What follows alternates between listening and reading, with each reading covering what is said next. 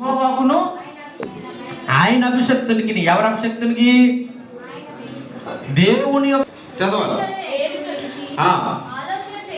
ఆలోచన చేయుచున్నారు. ఇదిగో ఆకాశమందు ఆసీనుడగు వాడు నవ్వుచున్నాడట. ఏం చేస్తున్నాడట? నవ్వుచున్నాడట. ప్రభు వారిని చూసి ఎందుకని నవ్వుచున్నాడు దేవుడు?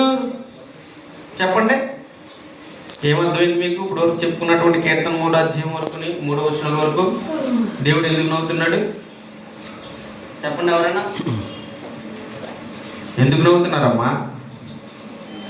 దేవుడట నవ్వుచున్నాడట, అపహాస్యం చేస్తున్నాడట. ఎవరిని చూసి?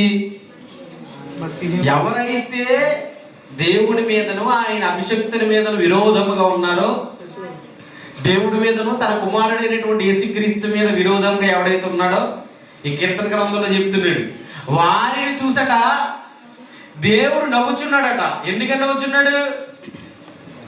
ఇప్పుడు చూడండి, చిన్న చిన్న కుక్క, ఎప్పుడైనా మీరు చిన్న కుక్క పిల్లలు చూసారా? ఇంత బాగా చిన్నవి, కొంచెం ఎదిగిన తర్వాత దానికి నడకొచ్చిన తర్వాత పెద్ద కుక్కల మీద ఏం చేస్తూ ఉంటాయి? అరుస్తూ ఉంటాయి. ఏం చేస్తూ ఉంటాయి? కానీ పెద్ద కుక్కలు వాటి మీద కొత్తదా రాదు. ఎందుకని? దాని బలం ఏంటో దానికి తెలుసు. గొప్పకుడు వచ్చి ఒక పట్టు పట్టిద్దంటే కుక్క పని చేద్దా? పని చేయదు. దాన్ని చూసి మనం ఏమనుకుంటా ఉంటాం?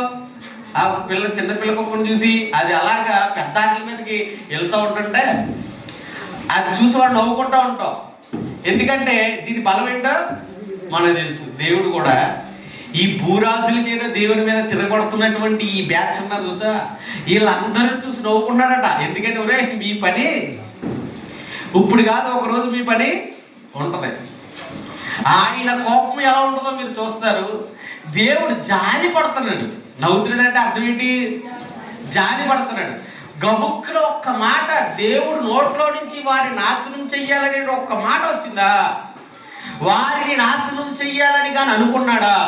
ఆ ఒక్క మాటతోనే వారి బ్రతుకులు నాశనం